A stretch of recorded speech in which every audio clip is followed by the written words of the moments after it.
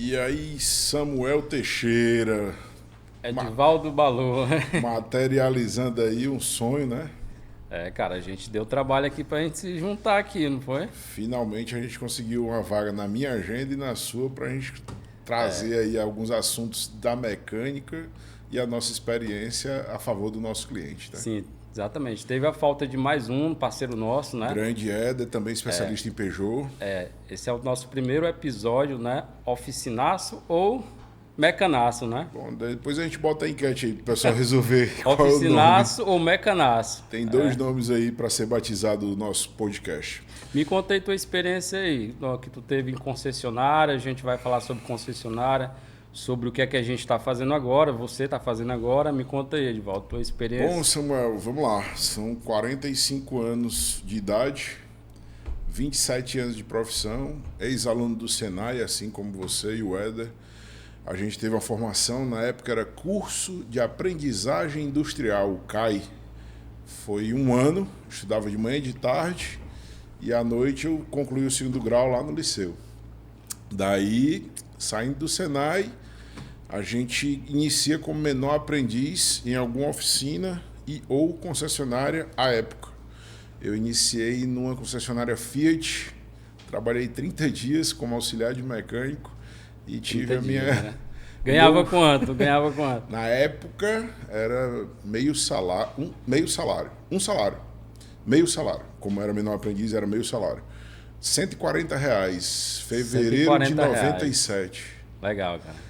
Daí pedi demissão para ir ganhar metade disso. 77 na Casa de Amigos, Saga ali na João Pessoa. Sim, legal. Porque na visão da gente, quem iniciava lá conseguia crescer na profissão. Uhum. E assim eu fiz. Iniciei lá em março de 97. Foram 4 anos como menor aprendiz, auxiliar, me tornei mecânico. Só que eu sou meio precipitado. E aos 21 eu queria já ser chefe de oficina.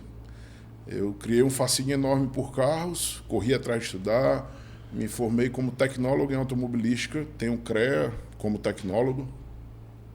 E queria ser chefe de oficina. Mas eu só tinha 21 anos de idade. E naquele momento eu fui orientado, graças a Deus, por uma psicóloga e disse, espere aí, senão não dá para esperar não. Uhum.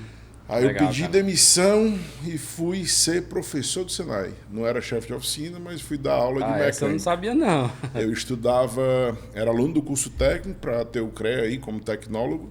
Legal. De manhã e de tarde eu era professor e à noite eu era aluno. Eu passava os 3 turnos dentro do Senai. Era mais fácil como professor ou... Cara, tem uma senhora responsabilidade nos dois. Você está formando um cidadão, está formando um ser humano, está formando um profissional. Sim. E em 97, quando na Saga eu entrei, teve uma psicóloga que muito me impactou. Que ela disse que a responsabilidade da nossa profissão é maior que a de um médico. Eita. O médico, se errar, ele mata um por vez. O mecânico, se errar, ele mata os 5 ocupantes e o cara subir a calçada pega mais 16 na parada de ônibus. Olha aí a responsabilidade, né, cara? Num aperto de parafuso. Sim, de roda, né? Basta deixar o terminal de direção folgado. É o suficiente para fazer uma confusão muito grande. E fascinado por isso, eu sempre valorizei muito a nossa profissão, estudei muito para aqui estar. E fui ser perito da Sul América. Pedi demissão do Senai, fui ser perito em automóveis. Aí fiz curso no SESV, Centro de Experimentação em Segurança Viária, que é onde fazem os crash tests pela Sul América. Acompanhei todo esse processo. E saindo da Sul América, aos 24 anos de idade, eu recebi um convite para assumir uma concessionária Volks também, Ceará Motor, na época. Chefe de oficina. Como chefe de oficina. Não era aos 28, 30 que a psicóloga havia previsto, não foi aos 21 como eu queria, mas tudo no tempo de Deus. E Deus quis que aos 24 eu assumisse uma concessionária como chefe de oficina. Acho que foi lá que eu contratei o Éder. Tu não sei se passou por lá não, passou? Foi pela... Não, na verdade eu passei pela Peugeot. Não, fui para Volkswagen. Então foi lá Volkswagen, mesmo. Ceará Motor. Ceará Motor. Mas tu saiu, eu entrei logo em seguida, eu acho. Não sabia não. Eu entrei em 2004 lá. Eu lembro que eu entrei com o nosso parceiro lá, inclusive faltou hoje, né? Não pôde vir com esse compromisso. A gente entrou lá, passou 4 anos e pouquinho, 4 anos e 7 meses por aí. Teve uma experiência com o Volks também. Tu Volkswagen, iniciou logo com o Volks. sim. Isso aí com o Volks, a gente fez menor aprendiz, né, no Senai o dia todinho, ia pro colégio. Rapaz, eu lembrava que eu dormindo lá no ônibus, dormia no ônibus, só acordava quando estava em cima da parada. Bom que hoje o pessoal diz, foi do dia pra noite. Foi, no Faz muito resolveu. tempo que tá batalhando para chegar até aqui. Aí né? desde então a gente fez curso em mecatrônica, eu sou também técnico em mecatrônica, né? Fiz uma faculdade de sistema de informação, mas vi que não direcionava bem para o que eu queria, né? O ramo automobilismo, e larguei de mão, mas sempre estamos estudando aquelas informações lá que a gente precisa no cotidiano. Então, quer dizer, a gente fez quase 5 anos de concessionária, saiu do Senai, fez Ceará Motor, né? Volkswagen, da Volkswagen a gente saiu e já foi para a Peugeot. Né? Hoje em dia eu trabalho há 23 anos nessa linha, Peugeot e Citroën. Eu já ia dizer, como foi que surgiu esse amor todo? Todo mundo questiona o leãozinho e tal, aquela brincadeira. Embora eu costumo dizer que eu só posso falar daquilo que eu experimento. Sim. Tem 2 meses, acabei de comprar um Passion eu vi. automático, a L4. Todo mundo Sim. que fala que é automático, diz, rapaz, estou muito feliz. 1.6, 16 válvulas, automático, freadiço nas 4 rodas, o carro super confortável, muito estável. Gostei do carro. Gostoso. Na mão, né, para viajar. Sempre brincava porque ia na onda, todo mundo falando mal do Leãozinho, mas estou muito feliz. O carro muito na mão, tem um chão fantástico, fiquei encantado. Balu, interessante, com relação, tu falou L4 aí, a Peugeot lançou esse L4 e lançou com óleo meio que não 100% para o Brasil. Não foi chegou um a óleo ser mineral, tropicalizado, não, né? Não, óleo mineral, e dava os pau, às vezes com 16 mil quilômetros dava pau, para tu ter ideia. Carro 0 quilômetro saindo de concessionária e dando um pau, imagine aí. Porque as condições do nosso país são bem mais adversas do que do resto do mundo. Ela emprestou essa caixa de marcha lá, fiz parceria com a Renault, e a Renault fez umas aletazinhas embaixo do câmbio lá, para arrefecer, e trocou o óleo. Resolveu o problema. Né? Já não apresenta tanto problema como o da Peugeot e Citroën. Né? Quer dizer, se a gente fizer o reparo direitinho, trocar... Usar o óleo adequado, usar o óleo mais moderno, né? O óleo mais moderno, sintético, né? Por exemplo, da Motul, excelente óleo, né? Sem sombra de dúvida. A tendência a ter problema é zero. E exatamente, e troca do óleo no intervalo. Né? A Peugeot e Citroën não recomenda trocar o óleo, né? Não é previsto na literatura. Né? Tem cada bucha. Até uns 3, 4 anos atrás, talvez acho que antes da pandemia, eram raríssimos, com exceção da Honda, que eu tenho conhecimento, literatura que prevê manutenção de óleo de transmissão. Sim, cara. Pós-pandemia, eu creio, eu tenho visto naquele Auto Sport alguma matéria sobre troca de óleo de câmbio, e isso virou vedete, aquela correria do momento. Todo mundo tem que ter uma máquina, porque... Peraí. Eu estou há 27 anos nesse negócio, até então nunca trocava. De 4 anos para cá, se não trocar, vai pegar Covid. Rapaz, foi que eu... Aí realmente tem um fenômeno da venda da máquina, tem um fenômeno da troca de óleo. Claro que possivelmente prolongue a vida útil do conjunto, uma vez que está mantendo a qualidade, especificação, e o óleo se deteriora, a gente sabe disso.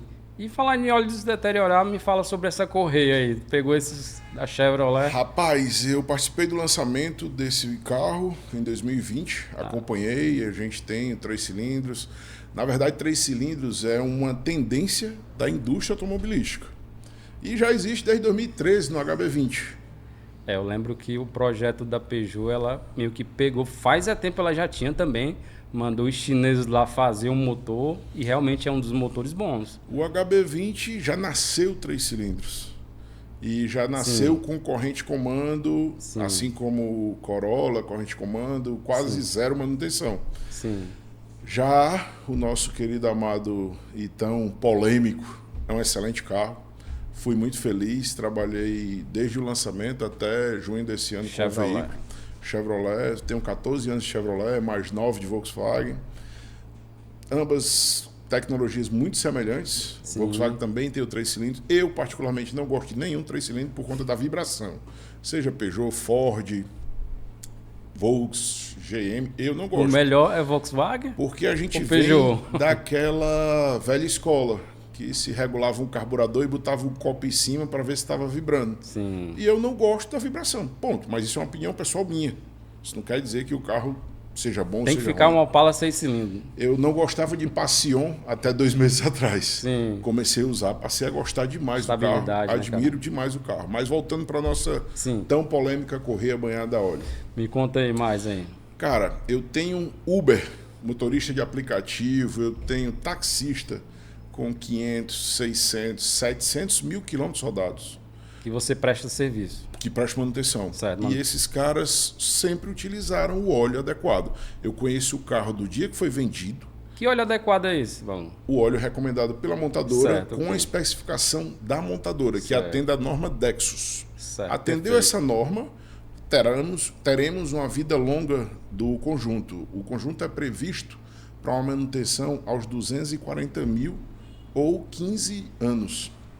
A GM acredita tanto no projeto que ela estendeu a garantia para os veículos que têm a sua plano de manutenção em dia e assegura, se o cara seguir fazendo as revisões, que a correia até 240 mil e a correia, o veículo 5 anos, no que diz respeito à correia. Certo. Tenho clientes, esse de 500 mil já fez 2 trocas, trocou aos 240 e agora aos 480. E o carro está impecável, porém, ele é utilizado bastante em estrada, o cara mora em Itaitinga, vem a Fortaleza, roda o dia todo de Uber, mas ele vai comprar no balcão da concessionária o óleo devidamente especificado. Se ele chegar com óleo lá, qualquer óleo para ti lá, cara, que tu é faz complicado, tá tendo um fenômeno aí de mercado, vamos lá, das plataformas digitais, Sim. que o cara, tem um kit aqui, velho, não existe. Você nunca vai comprar um Big Mac por R$ 8,90. Exceto no dia lá que ele faz a R$1 e doa para a instituição, você nunca vai achar um Big Mac. As peças podem ser falsificadas? Existe essa tendência, o cara faz a impressora, hoje falsifica-se praticamente de tudo. Sim. Na minha oficina, raramente eu eu não aceito, porque eu não sei a procedência. Sim, Balu, mas você disse que acompanha. Esse cara vem com a nota fiscal de um concessionário GM, com os óleos, as peças todas especificadas, eu comparo, aí eu aceito. Mas eu não aceito por quê? Porque a partir do momento que eu aplico um produto trazido pelo cliente, eu sou responsável pelo aquele produto. Sim. Pelo bem ou pelo mal que aquele produto venha a causar. Balu, às vezes aconteceu comigo recentemente, um cliente viu o bico injetor de um THP lá, a linha Citroën Lounge. Ele viu no concessionário 900 e tantos reais. Mercado Livre, R$600 os 4. Né? Esses 900 e tantos reais. Por ele ter feito muito serviço, não, Samuel, deixa só essa brechazinha, eu pedi no Mercado Livre. Cara, sem garantia. Montou, o carro ficou pior do que estava. A gente tirou e observou. Na verdade, antes de desmontar, a gente observou que já tinha brecha de má qualidade. Não era original, falsificado. Não existe almoço de graça, Samuel. Exatamente. Aí, hoje em dia, a brecha é bem pouquinho dos clientes que a gente deixa trazer peça por conta dessa responsabilidade, tem que ser voltada para nós. A gente iniciou nossa conversa contando da importância da nossa profissão. Sim.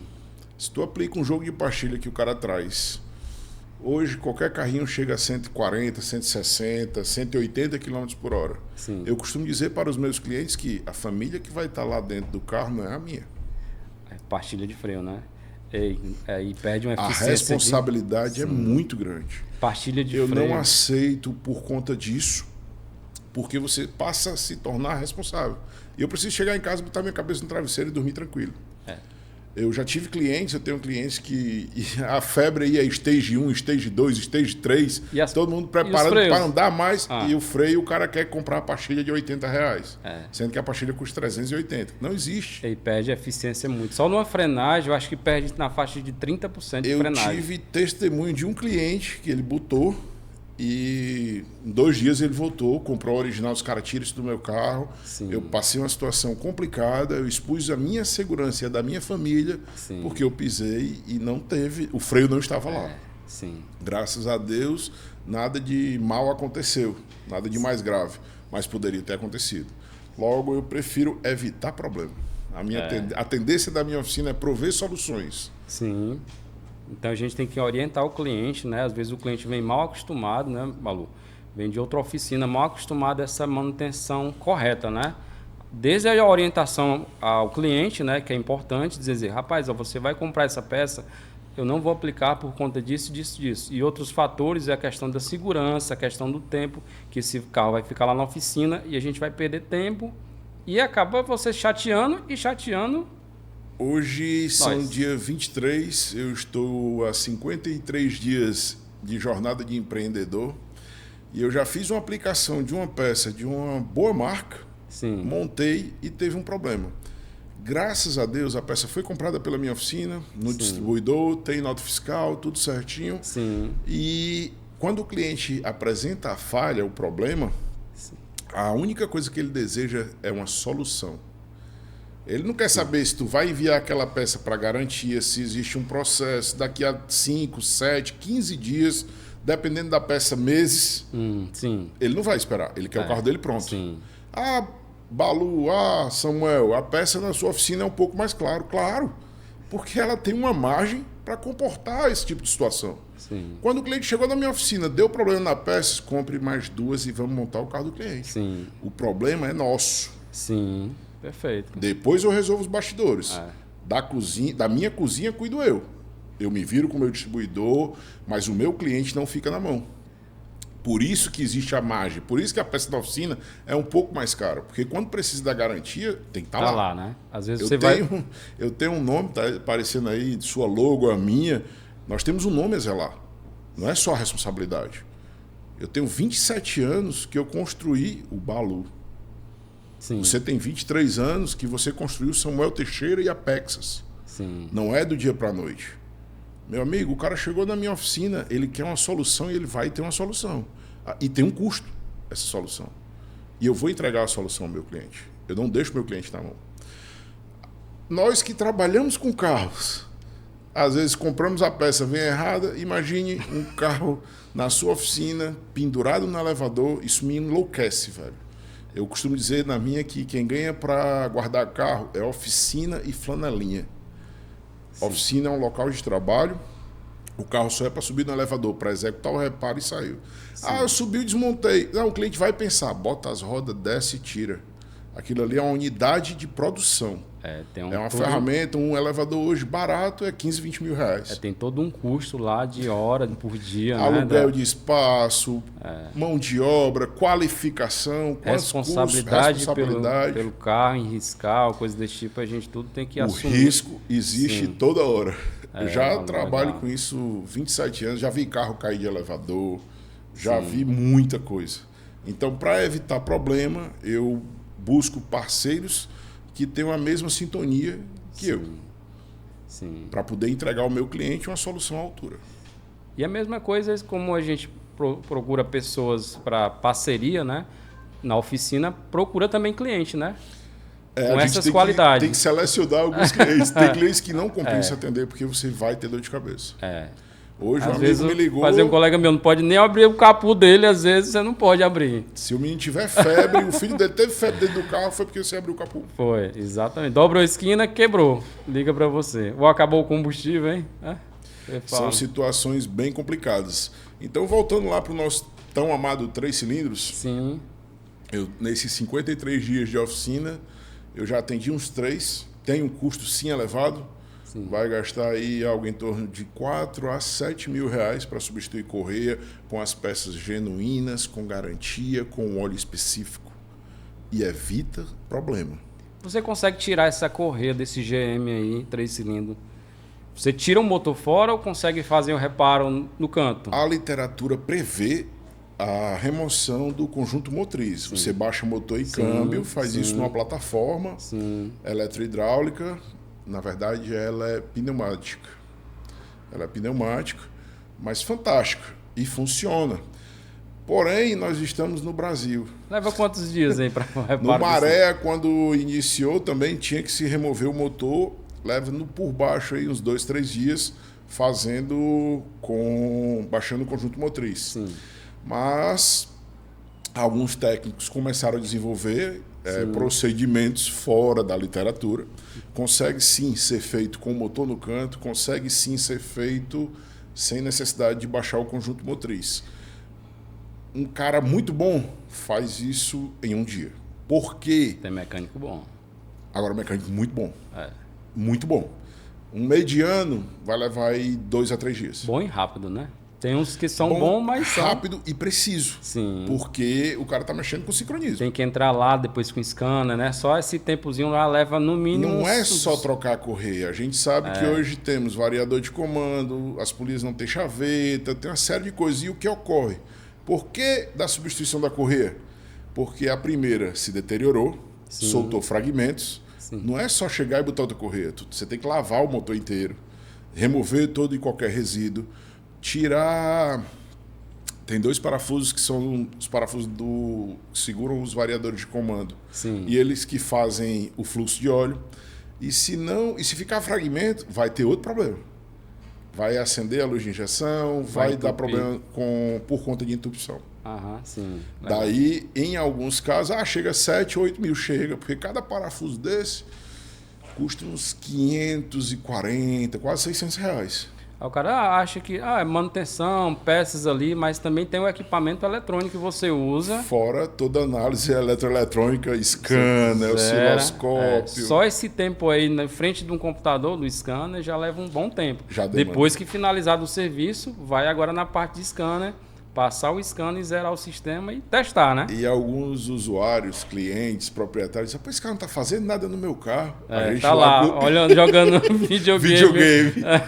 E hoje, na maioria nada dos carros, você não consegue fazer nada sem uma ferramenta à altura. Sim, todo diagnóstico. Eu lembro os carros hoje em dia ficam falhando, tá a vela lá com defeito, você tira a vela, põe outra, continua falhando. Tem que entrar com scanner para zerar o sistema. Que foi... Até para substituir algumas pastilhas de freio, você tem que informar. Sim, e às vezes, como o carro às vezes vai estar quente, você precisa fazer no outro dia, né? Esperar esfriar. Esperar esfriar e no 30 graus, por exemplo, a linha PSA, você tem que funcionar no outro dia com scanner, que tá frio, dá um ok, funciona, deixa disparar e dá uma volta de 5 km, né? Para que o carro reconheça todos os parâmetros e comece a trabalhar novamente. Essa é a nossa vida, irmão. Os 3 cilindros, o que eu acho os melhores são da Volkswagen e Peugeot. Cara, eu não simpatizo com 3 cilindros. Para mim, um dos menos ruins, que eu não gosto do 3 cilindros, embora seja uma tendência da indústria automobilística para atender às normas de emissões. Sim. E reduzir custo, ponto. Sim. Porque o 4 cilindros já não conseguia mais atender às regulamentações. Gosto do HB20, gosto de alguns Ford, porque o Ford traz aquela história da cochinização e absorve bem essa vibração. Isso tudo por conta da vibração. Vibração. Sim. Eu não gosto por conta da vibração. Sim. Quando você acelera, o carro parece... Já bem isso aqui, mas tá errado. O motor tá batido, até me adaptar. Hoje a gente sabe que não é batido, são vibrações, porque a divisão do ciclo, 720 graus, fica mais longa. Vai ficar 240 para cada... coisa pendente aí de vibração, né? Daí eu não gosto muito, mas eu iria de HB20 e Ford Ka, embora seja banhado a óleo Ford Ka.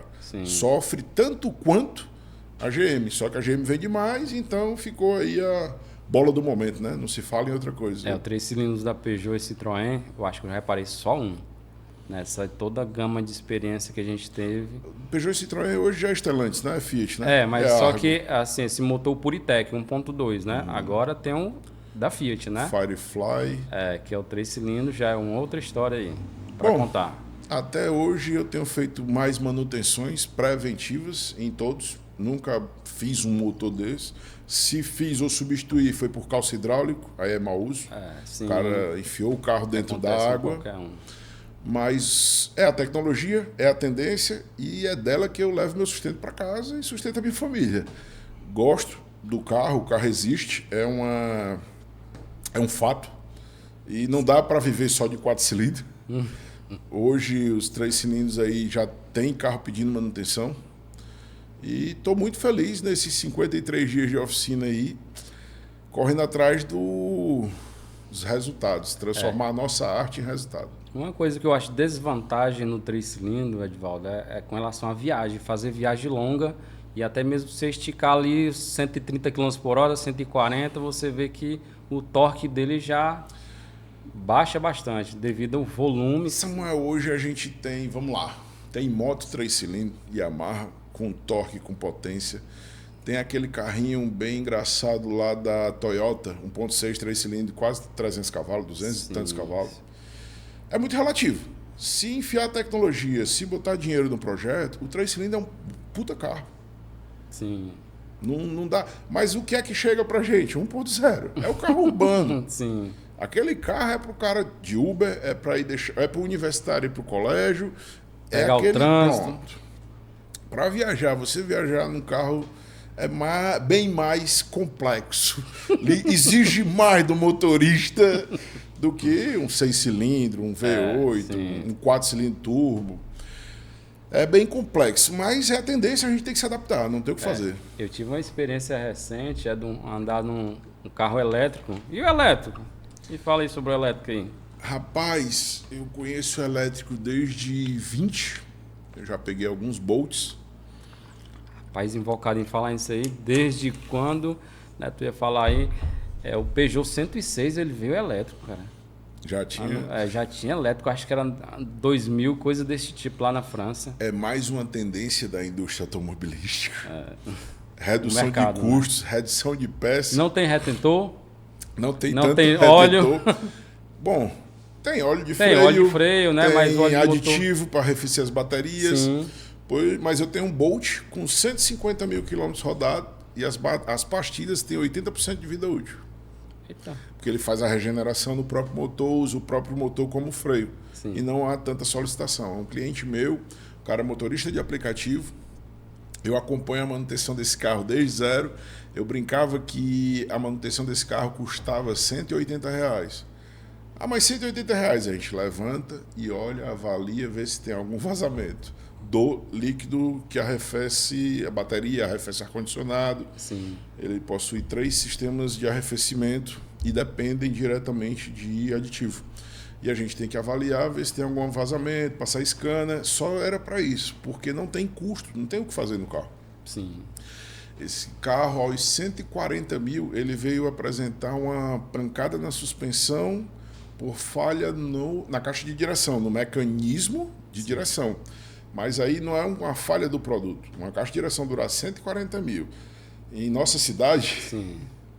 Fortaleza Bela não ajuda tanto. Você faz uma revisão hoje de um carro comum, o cliente vai ali, viaja, 3 viagens, já às vezes tem que fazer de novo, devido aos buracos. Aí vem o fenômeno aí BYD, um carro com preço bem mais em conta, varejão, está vendendo bem. Tenho alguns clientes também de motorista de aplicativo que possuem, amigos que possuem. Troca só de amortecedor desses BYD, né? Hoje eu fui almoçar em um BYD Seal. É o tal do 0 a 100 em 3,8 segundos. E eu, 189 quilos, duvidava. Sentei no carro, fui brincar, lounge control, disse, caramba, com 20 minutos que eu desci eu estava tonto. Disse, meu amigo, o carro anda e não é brincadeira. É muita tecnologia. O carro funciona, é um fato, está vendendo, tem fábrica no Brasil já. Interessante que essas baterias embaixo, todo embaixo do carro, eu testei um BYD também no autódromo aqui do Eusébio, inclusive. Traz o centro de gravidade do carro. Lá embaixo e você fica o carro na mão, né? É um carro muito bacana. O carro é muito bacana. Aí tem... É melhor que o 3 cilindros. Bem melhor. Andar. Não tem vibração. Aí é fantástico. É fantástico. A entrega é campeã. Ah, tem o custo para ter instalação, velho. Teve o custo para sair da carroça para o carro, a combustão, era só um cilindro, hoje já são 3. É agradecer, evoluir, capacitar-se e aprender a trabalhar, porque já é uma realidade, amigo. É uma das desvantagens grandes, é um cara de revenda, às vezes não quer pegar o carro, por conta que já rodou, né? Se apesar que, por exemplo, a BYD dá 5, 8 anos lá de garantia, né? E simplesmente o cara tá com medo de repassar para um cliente, né? O cara deu uma revenda. E tem que se responsabilizar. E ter responsabilidade. Trocar um conjunto de bateria hoje... Todo mundo quer ver Jesus, mas ninguém quer morrer, irmão. Sim. É muito fácil pegar um Corolla, recebe, deprecia 20%, 30%, vende ganhando sua margem. Quer comer o filé, tem que comer a carne do pescoço também. Aí existe esse movimento que, de certa forma, é um pré-conceito, porque o cara... Ah, não vou botar a mão aí para não me enganchar.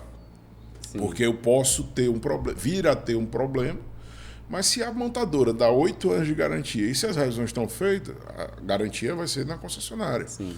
O carro é muito, os carros são muito bons. Todos os elétricos que eu testei hoje, eu ainda não encontrei, já procurei defeito. Ah, tem defeito, custo de manutenção. Tudo no elétrico é mais caro, mas não quebra. Sim. Menos manutenções, Tá menos peça, menos hoje, manutenção. tá caro hoje porque o volume de carros em relação à combustão é bem menor. Quando isso cair em escala, já era. Sim. E a tecnologia de bateria, né, tá cada vez evoluindo. Melhor. Talvez possa suprir essa deficiência do mercado ainda. Só tem de pegar um seminovo, né? Só tem um ponto negativo ainda, e não é do produto, é da estrutura. O nosso país não tem essa linha de abastecimento. Existem alguns empresários já investindo. Sim. Tem uma linha verde, você pode procurar, tem vários aplicativos que te direcionam o caminho que existirão os carregadores. Interessante, com relação a esse abastecimento, tem gente criando abastecimento e ganhando dinheiro com isso. E ganhando dinheiro com isso. Hoje, um cliente meu, ele é também investidor, ele falou, Samuel, para montar uma estação aqui na tua oficina, se tiver um canto reservado, você gasta R$80 mil. Aí isso aqui, ó, sua média de lucro vai ser de tanto a tanto aqui. Né? Aí tem que ver, tem que fazer um estudo do caso, né, de caso, para ver se vai valer a pena, né? Esses 80 mil. Esse meu cliente aí, que tem um Bolt, Chevrolet Bolt, tem 160 mil rodados, ele foi daqui para Maragogi, foi e voltou, gastou R$164. Olha aí. De Chevrolet Bolt. Cara, eu disse, não, velho, baixei o aplicativo, fui pelo Linha Verde aí, que tem os carregadores, parei no posto para almoçar, 1 horinha, tô almoçando, o carro tá lá carregando. Ah, demora, certo. Ele deixou o carro para carregar, foi almoçar, 40 minutos, 1 hora, já tinha reposto bastante bateria, seguiu viagem. Ele teve um custo da viagem toda de R$164.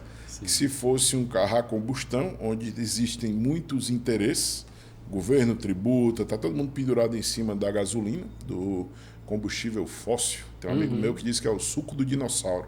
É extraído desde quando o mundo é mundo. Mas a manutenção do carro, a combustão é uma, a do elétrico é outra, né? Além do cliente, né, do mecânico saber toda a tecnologia que tem que fazer, né, o treinamento, o equipamento, capacitação, as luvas, né, o processo de levar segurança, choque, né? segurança. Tem também a parte do cliente, né? A parte do cliente que ele não pode chegar totalmente descarregado e deixar o carro lá e ir viajar, né? Já prejudica a saúde da bateria, já curta, Assim como o nosso celular. Sim, você consegue programar para ele carregar só até 80% para prolongar a vida útil. A vida útil de uma bateria são X ciclos, é muitos ciclos. Dá para o cara usar, vender o carro para o lojista que está lá com medo e seguir, e ninguém vai ter, teoricamente, ninguém vai ter problema. Agora, claro, se você pegar um Apple, um MacBook e bater ele numa calçada, ele vai quebrar, amigo. Se você pegar o seu celular cair, ele vai quebrar. Se você pegar o seu elétrico, bater numa lombada, ele vai quebrar. Seja ele da marca que for. Então, o problema não é o produto. E, Balu, lembrando aqui, a primeira vez que a gente foi montar o motor, não sei se você se lembra, a gente montou o motor e liberou para o cliente, né? Nós dois, tu me chamou para te auxiliar lá na época que a gente estava trabalhando junto, né? E o cliente liberou o cliente e travou o motor. Tu lembra 1.016 válvula? Pode acontecer, pode. Aí o que acontece? A experiência é muito importante a gente ter essa experiência. Depois a gente foi abrir o motor, verificou porque foi lavado com gasolina, né? A pistão e a... Tu lembra dessa história? E trancou por deficiência de lubrificação. Aí lá e vem a gente responsabilizar, né? Pelo serviço. A gente teve que repor lá tudo para poder dar a garantia do cliente, né? E ter essa experiência para nunca mais esquecer. Existe. A gente tem que fazer de tudo para mitigar essa situação. Para que situações como essas não ocorram. Pode acontecer? Pode. Eu costumo dizer que um carro é um conjunto de 7 mil itens, aproximadamente, que foi montado. Sua geladeira dá defeito, seu televisor dá defeito, seu celular dá defeito, seu notebook dá defeito. Porém, existe uma dependência muito grande do ser humano de um veículo para um transporte. E ele não aceita que o carro dele apresente uma anomalia. Sim. E se ele fez um serviço, uma intervenção, uma reparação preventiva ou corretiva, e você botou a mão lá, você assinou, a partir daquele momento, na cabeça dele, ele acha que você é responsável por tudo que há de errado com aquele veículo, ou por tudo que há de errado, ou possa vir dar de errado na jornada daquele veículo. A gente sabe que na prática não é bem assim, mas por ser um conjunto de 7.000 itens, ele pode vir a dar problema. Eu costumava falar, quando de concessionária eu fui, que a razão de existir oficina, concessionária e assistência técnica é resolver problema.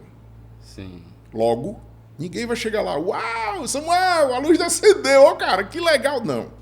Samuel, eu fiz uma revisão de injeção com você, gastei R$890 e o carro está com a luz acendendo. Às vezes a luz está acendendo porque a lâmpada de freio queimou. Hoje o carro tem inteligência suficiente para sinalizar. Amigo, tem uma luz aqui acendendo. Vamos examinar o que é, vamos avaliar, vamos ver se tem nexo com o serviço que foi feito recentemente. Mas isso é cultural, é Sim. assunto para outro episódio. A gente vai o cara sem experiência, pegando o gancho aí que tu falou aí, o cara sem experiência, um mecânico, né, que não tem essa experiência, troca uma lâmpada lá do freio lá, traseira, com a resistência maior ou menor do que o recomendado lá pelo fabricante, e ainda continua o defeito, acendendo a bendita painel lá, a lâmpada. Existe já hoje na literatura a recomendação de algumas montadoras que nem substitua as lâmpadas por LED. Sim. Tem carros que perdem aceleração se você botar farol de LED. Eu já tive uma experiência, já passei isso na pele, devolvi um carro, já tinha trocado tudo e não resolvi o problema do carro. E eram só as lâmpadas do veículo. Tive um episódio na Volks também, à época, puseram a lâmpada, era de pinos desencontrados, o cara botou pinos iguais. Deu um curto e dava um retorno de alimentação para o módulo e o carro perdia a aceleração. E falhava como se fosse bobina. Eu disse, cara, como é que pode, velho? E o defeito do carro era só a lâmpada. Eu peguei um Jetta, farolzinho de LED, funcionando lá, lâmpada do ABS acendendo, e simplesmente foi essa lâmpada... Essa bendita lâmpada. Essa bendita lâmpada que queimou o modo ABS. Às vezes não, sempre. Assim como na medicina, a gente começou o episódio aí se comparando ao médico, um passo muito importante se chama anamnese. É a conversa que a gente tem na mecânica, seria a entrevista consultiva. Senhor, quando isso começou? Sim. Ele nunca vai falar que ele passou no Zé da esquina e trocou a lâmpada, ou que o filho dele viu no YouTube, trocou a lâmpada. Ele nunca vai dizer. Não, o carro estava normal, é meu desde zero. Aí você vai atrás, se ele disser, agiliza a nossa rotina de diagnóstico. Sim. Se ele não disser, a gente vai ficar procurando, e isso demanda tempo e tem um custo para isso. Mas eu costumo validar bastante essa parte da entrevista consultiva. Então, eu tenho até um vídeo gravado também que fala sobre isso aí. Primeiro você faz essa toda a análise lá com o cliente e se for necessário você liga para ele. Rapaz, ele apresenta numa lombada, como assim, né? Alguns detalhes que tenha quando você estiver testando e não apresentar. Passa o scanner, né? E já desde então de você vai passando o scanner, você já vai monitorando o painel, ver se está tudo conforme lá, se não desliga e liga, se um ponteiro levanta, se tem um barulho diferente, né? Isso todo o conjunto, né, vai ajudar o diagnóstico. Vai ter uma grande lembrança aí. A gente geralmente começa na concessionária com a revisão de entrega. E a revisão de entrega do carro zero nada mais é que a aferição de todos os sistemas se tudo está funcionando como deveria funcionar. A gente bota o cinto, afivela todos os cintos, liga a iluminação, todo o sistema de iluminação, examina carga e partida, examina passa scanner, banco para frente, banco para trás. E quando a gente faz a revisão, a gente tenta fazer isso para que não entregue para o cliente com nenhuma falha. Sim. Isso existe no carro zero, isso existe no nosso controle de qualidade após as revisões, para que o cliente não tenha nenhuma dor de cabeça após receber o veículo. Mas, às vezes, acontece de passar um detalhe ou outro. Eu já tive de ficar 2 semanas rodando com o carro do cliente, e não acontecia comigo. O cara viajou, deixou o carro comigo, eu fiquei usando e não acontecia. Eu disse, cara, me dá teu endereço. Eu fui para frente da casa do cara. Quando enrolava o giro para entrar na garagem do cara, pegava num lugar. Eu disse, velho, eu não acredito não, cara. Eu tô há 2 semanas dentro do teu carro. Eu tive que vir para tua rua para reproduzir a falha que tu reclama. Graças a Deus achei o que era falha, corrigi. Legal. Segue até hoje. Essa experiência é muito importante. Você vê a importância dessa entrevista com o cliente. Faz assim, como é que é? Numa curva, à direita e à esquerda, né? Às vezes o cliente fala, rapaz, esse cara tá ficando bobo, né? Pra que mas tanta pergunta? Eu vim aqui só pra resolver o barulho. Só pra resolver o barulho. Deixa o carro. Toma aí a chave do carro, mas opa, deixa eu ver aqui. Qualquer coisa eu vou ligar pra você me orientar aqui como é que ele apresenta. Vindo pra cá hoje, fresquinho. O cara chegou lá, o problema do carro era uma bateria, o carro parou de pegar. Não, não pode, velho. Era só a bateria, eu dei a carga aqui e tal. Chupeta, ó. Bateria com partida auxiliar. Eita. Dei partida, o carro pegou, beleza. Cara, o cliente saiu da loja. Como é que pode? Aí liguei pro cara, irmão, vem cá, esse carro tem corta-corrente, tem algum alarme? Nada. Eu disse, não, velho. A bateria descarregou de novo, só dando partida. Eu disse, não, tá errado. Peraí, bora examinar. Fui ver, o carro deu prego de combustível. Era pane seco. Eu disse, não, meu irmão, pelo amor de Deus, fala sério. R$30 de gasolina. Aí mandei o menino pegar lá no posto, botei, pegou isso. Um negócio super incrível, simples. É incrível essas situações, cara. Muito incrível. E aí, o Peugeot dá problema? Manutenções erradas, ele dá problema. Se não tiver um dono, né? Se não tiver um dono, você tem que dar manutenção. Alguns modelos, 208, 207, né? Tem umas... Eu tive um 308 Alure, teto panorâmico. Já era o câmbio mais moderno, Aisin. Sim. Fui muito feliz com o carro. Esse câmbio é fenomenal. E hoje estou com Passion. É o segundo Peugeot da minha vida. Trocou o óleo do câmbio? Esse câmbio havia sido reparado, mas depois dessa tua dica aí, eu vou trocar por um óleo mais moderno. Sim. Você vê a diferença. Por exemplo, você com o óleo original, ele vai 119 graus, você testando assim meio que rápido. E já você bota um óleo, né, como o da Motul, Ele faz estabiliza 113 ali e segura. Interessante, né, cara, isso aí. Só a troca do óleo, a qualidade. É interessante, muito interessante. E me conta aí mais sobre os desafios aí da oficina, os bastidores da oficina. Rapaz, eu sempre fui concessionário. Eu costumo dizer que se eu quisesse ter uma oficina, eu já tinha tido. Eu sei como faz e como deixa de fazer. Eu conheço... Tu não queria ter oficina, né? Nunca quis. Mas por quê? Cara, porque... Não é fácil não trabalhar com oficina. Talvez eu estivesse traumatizado de tanto problema que eu concentrava.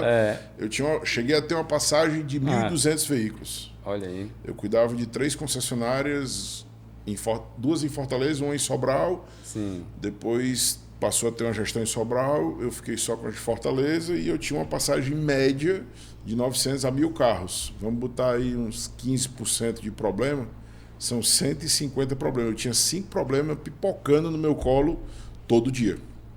E eu era o responsável em prover as soluções. Eu acho que isso deve ter me traumatizado, mas isso foi nos últimos 11 anos.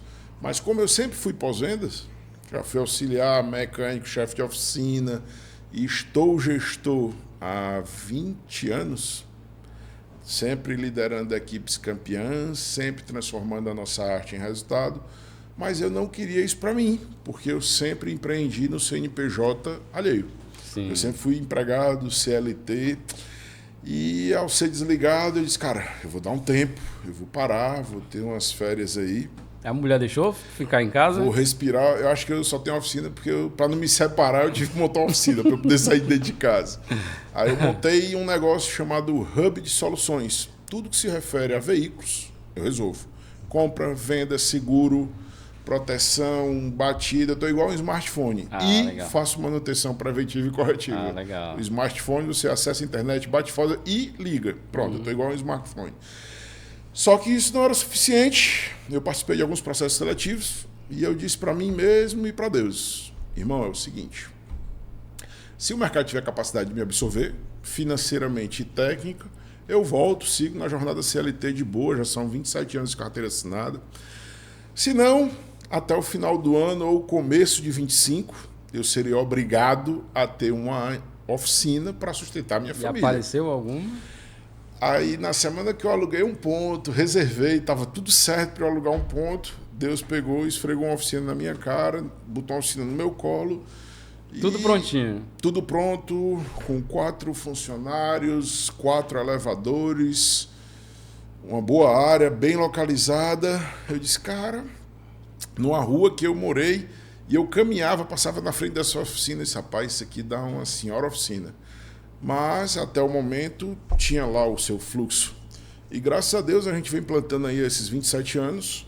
Eu costumo dizer, foi da noite para o dia. Aí um amigo meu disse, não, cara, tu vem plantando há 27 anos. Sim, agora chegou a hora de se colher. Sim.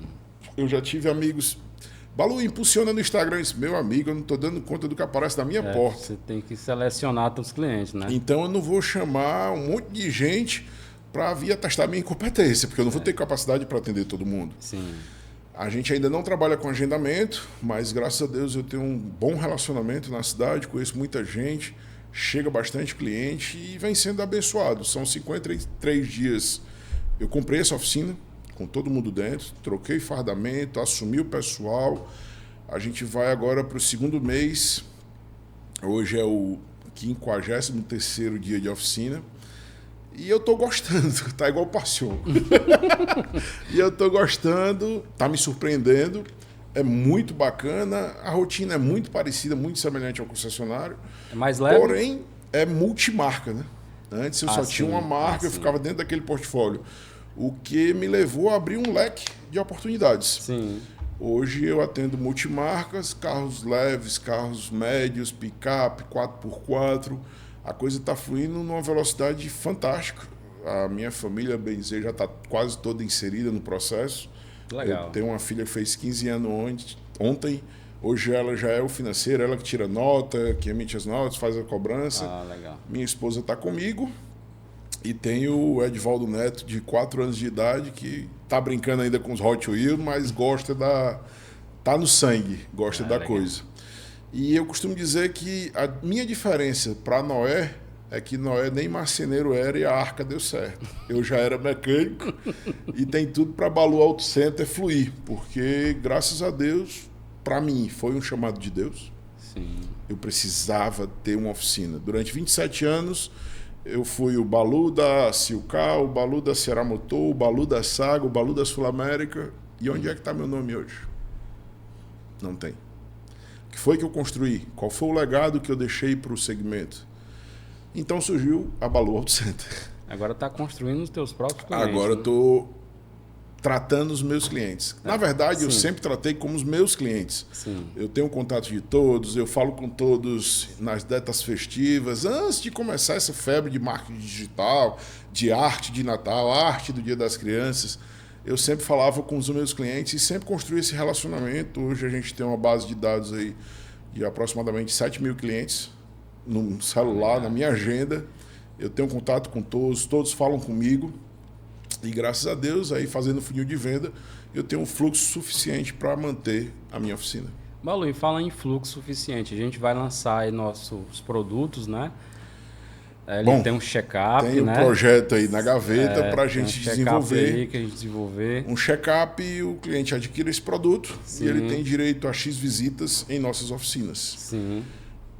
Além de nossas oficinas, a gente pretende expandir aí para uma série de outras oficinas, mas aí fica o suspense. Em breve a gente vai estar anunciando esse produto e bora lá ver o próximo projeto, né? Sim, aí hoje é apenas o primeiro, né? É um embrião, hoje é o nosso primeiro podcast, primeiro vídeo, segundo contato, a gente já teve uma reunião anterior. Sim. A gente já vem desenvolvendo esse produto. O que, na verdade, é para trazer uma facilidade para os nossos clientes. Sim. Ele vai pagar uma assinatura, uma taxa, e ele vai ter direito a essa visita. Nessa visita não será cobrado orçamento, não será cobrado mão de obra. É uma visita para fazer um levantamento das necessidades que o veículo dele demanda. E lhe é facultado a aprovação ou não. Ninguém é obrigado a nada. Sim. Nós vivemos numa democracia. O que a gente vai estar vendendo é o acesso a profissionais à altura, capacitados, gabaritados ou estruturas bem dimensionadas que possam estar entregando esse atendimento ao nosso cliente. Legal, legal, legal. E você, como cabeça aí do projeto, eu estou aí do seu lado, ao lado do nosso terceiro integrante, o Éder, que não pôde vir hoje, para a gente dimensionar e seguir com... outro fera aí junto, né? Mais uma referência. É interessante. Com relação a esse podcast, a gente tinha marcado na faixa de uns 6 meses atrás, falou. E teu nome foi citado como essa experiência, né? Esse know-how que você até participou de campeonatos aí de mecânica no Senai. Eu entrei no Senai E tu tava lá treinando lá para um campeonato que ia acontecer lá no Brasil, lá envolvendo os mecânicos, né? Nos anos 2000, era chamado de Olimpíada do Conhecimento. Eu fui apertar a mão do Fernando Henrique Cardoso lá, em Brasília. Nesse ano ocorreu em Brasília, eu fiquei entre os 3 melhores do Brasil. Em 2008, eu já ia sair da Volks porque não tinha uma política de reconhecimento de técnico e uma marca japonesa tinha. Daí, na semana que eu ia pedir desligamento, a Volks lançou o Campeonato Mundial de Serviço. E eu fui escolhido entre o melhor chefe de oficina do estado, fui representando o estado, fiquei entre os 3 melhores do Brasil. Apenas o primeiro ia para Wolfsburgo e nessa oportunidade eu não cheguei aí. Mas eu gosto muito do desafio, eu gosto muito da competitividade e eu gosto muito da técnica. Eu também gosto de desafio bastante. Isso aqui é um desafio que me motiva. A gente não está à toa aqui não, teve que deixar vários sacrifícios, alguns clientes sem ser atendidos, nossos negócios na mão de terceiros, nós não estamos lá. Realmente tem um ditado que o que cresce o gado é o olho do dono. Realmente, oficina mais do que nunca. Na verdade, a legislação exige que toda oficina tenha um responsável técnico. Que, na verdade, na minha sou eu, na sua é você. Sim. E quando a gente se ausenta, assim como a farmácia precisa de um farmacêutico, quando a gente se ausenta, a gente fica preocupado com a qualidade, embora tenhamos times bem treinados e capazes de tocar o nosso negócio. Sim, importante. De ostentar o nosso nome na porta da oficina. Hoje em dia é muito estresse na oficina, né, Edivaldo? Não é para você abrir uma oficina hoje, não é tão fácil, não é tão simples, né? Cara, a não ser se fazer o básico, esse básico acaba sendo complexo, né? Uma troca de uma pastilha de freio, de um carro eletrônico, você tem que usar o scanner. Para poder voltar os pistões. Uma das coisas que eu tento fazer é, finais de semana, praticar alguma coisa que me consiga, né, me destravar esses momentos de oficina, né, como esporte. O esporte do automobilismo, eu ando muito de kart, né, a gente tem uns campeonatos da gente aí, mas quando chego numa oficina na segunda-feira eu tô tranquilo. Me acredita que às vezes eu não sei nem qual é o carro que eu parei, eu tenho que ir lá na agenda, verificar as prioridades. Na verdade, todo mundo precisa de uma válvula de escape, né? Sim. Eu gosto de pedalar, gosto de surfar. Eu pego onda de bodyboard. Surfar. Embora eu seja da old school aí, da velha escola, hoje, aos 45, do tamanho que eu tô, é 1 horinha, 3 ondinhas, tá o suficiente para eu amanhecer mais zen. Surfa onde, Valor? Cara, às vezes de Icaraí, às vezes da Leste-Oeste. Legal. Mas isso traz uma paz interior para mim que não tem preço. Acorda ali cedinho, né? Eu já fiz umas aulas de surf. Me acalma bem e eu consigo me desconectar da técnica. Porque eu faço isso por muito amor, eu gosto demais do que eu faço. É legal, cara. Eu admiro, eu criei um fascínio enorme aos 11 anos, quando eu conheci um automóvel, meu pai tocando, tentando me ensinar a dirigir. E eu fui terminar no Senai aos 14 para 15 e me formei e já se vão 27 anos aí de 27 de operação, de produção, de mão na massa, na verdade mão na graxa. Sim. E 20 na liderança de times campeões. É um prazer a gente pegar um carro lá falhando ou qualquer coisa desse tipo. A realização. Você consegue diagnosticar, o cliente faz satisfeito e vem aqui, vem lá na oficina e fala, esse rapaz aqui mandou só sentar aqui meia hora e daqui a pouco seu carro já sai pronto, né? É muito... Aproveitando a vibe, né? Amanhã já é Natal, o cara chega com um painel, parece uma árvore de Natal cheio de luz, a gente vai decifrar, fazer mapeamento de rede, uma série de coisas até acalmar o painel, apagar essas luzes que na verdade são luzes de anomalias, né? Interessante. E falar em luzes de anomalia, um dos processos de diagnóstico também, especificando, até tu começou a falar aí também. Bateria, né? Você tem que analisar a bateria antes de tudo, principalmente... Hoje o carro é muito dependente. Principalmente no sistema de ABS, que eu acho que é um dos itens mais sensíveis que tem a variações de correntes, né? Tensão lá em cima já, às vezes chega até queimar o módulo. Você, às vezes é necessário tirar a bateria, se estiver suspeitando, botar uma outra e verificar zerar todo o sistema e verificar se vai apresentar. É um alicerce fundamental do diagnóstico, é o carga e partida. Bateria, alternador e motor de partida. Consumo na partida, se o alternador está gerando o suficiente para equilibrar e suprir todos os sistemas e repor a bateria.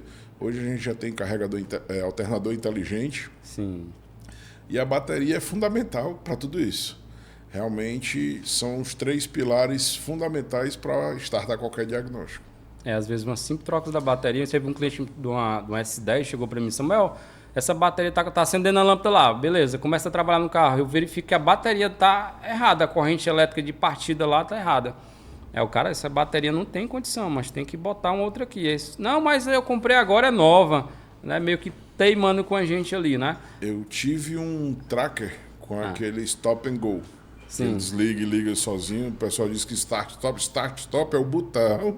E você tá ligando lá por botão sem a chave. Stop and go é aquele que ele desliga quando você para no sinal, tirou o pé do freio, ele liga novamente para você seguir, também para reduzir emissões de poluentes. E é uma bateria diferente. E é uma bateria diferente.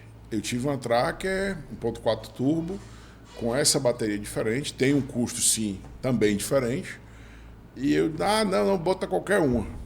O cliente, antigo proprietário, botou qualquer uma. E a vida útil dela foi reduzida a 4, 5 meses, porque exige mais da bateria. Sim. E eu tive que pôr uma bateria genuinamente especificada para aquele veículo. Sim. E o cliente pode dizer, a bateria é mais cara? Foi Bem mais caro. Bem mais caro, né? Então hoje... Quase 3 vezes o custo da outra. Então temos que orientar o cliente cada vez mais com a nossa experiência, né? Utilizar o que é especificado pela montadora. Sim, além Você de... sofreu com o bico do THP... E basta só ter esse treinamento, essa experiência que tu tem e dar certo? Não, né? Cara, eu costumo dizer que a gente aprende todo dia. Todo dia, cara. Às vezes a gente pega um defeito que é bem específico, bem corriqueiro a gente pegar, mas a gente avisa o cliente, cara, pode ser que seja isso, mas vamos verificar. Todo caso tem que ser analisado. Vou refazer aí a colocação. Quando a gente começou, há 20 e tantos anos atrás, a gente aprendia todo dia. Hoje nós aprendemos o dia todo. Sim, perfeito, o dia todo. Por toda a vida, o resto da vida, né? Uma grande diferença. A maior virtude é saber que nada sabemos. Sim. Todo dia a gente aprende. O que a gente sabe nos trouxe até aqui. Quer dizer que o cara não pode bater, não? Agora eu sei de tudo. Rapaz, pode mandar para mim. Esse daí tá fadado a se afundar, viu? Tá afundado. Tem que treinar e analisar. É literatura, é osciloscópio, é diversas formas. Gestão da oficina. Gestão da oficina. A oficina cheia não é sinônimo de rentabilidade. Uma das principais dificuldades, pelo menos a minha, foi a questão da gestão da oficina. Né, eu sou muito bom de mecânica até então, né? Tecnicamente, né? Aí estou aprendendo cada vez mais, mas é um outro ramo que você tem que aprender para poder gerenciar a oficina, né? Senão você só vai se afundar numa piscina de boletos. Fazer curso no Sebrae, né? Tá com gente envolvida. E evoluir constantemente. Eu tive a sorte de estar há 20 anos à frente e sempre com gestão. Legal. Eu sei quais são os KPIs que eu preciso atingir. Meu negócio só tem 53 dias, mas sabe onde tem que chegar. 53 dias? Eu comprei a oficina dia 1º de novembro desse ano, 24. Aham. Foi um mês, novembro, e hoje é 23, eu tenho 53 dias de empresário. Show de bola.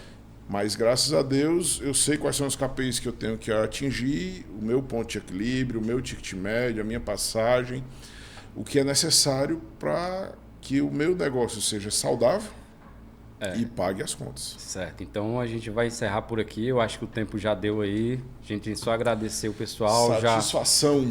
Já se inscreve aí no canal aí. Hoje é o primeiro, vai ter o segundo, né, o terceiro da nossa enquete. A gente vai lançar uma enquete em relação ao nome, né? Ao nome e depois ao nosso produto viável, né? O nosso produto, a gente vai lançar uma enquete, né, para saber não só o que a gente pensa, mas os que os nossos clientes também pensam, né, que querem esse produto, né, que sejam dispostos a pagar esse produto, né, caso se encaixe no bolso e também, né, coisa se desse tipo. comportar no orçamento. Sim. Aguarde que ainda vem mais. Nossos produtos vai ser botado na enquete, os produtos que vocês vão ter a opção de decidir qual vai ser os produtos mais viáveis, e os próximos podcasts vai ser muito interessante, vai ser um terceiro participante aqui que inclusive faltou, né? E ele é muito fera também, junto com a gente. Se tiver mais alguém aí interessado em participar daqui, se troca de um bate-papo aqui legal entre a gente, fica a dispor aí. finalizando aí o nosso primeiro episódio aí da série ainda Oficinaço. Não sabemos que nome daremos ao nosso projeto.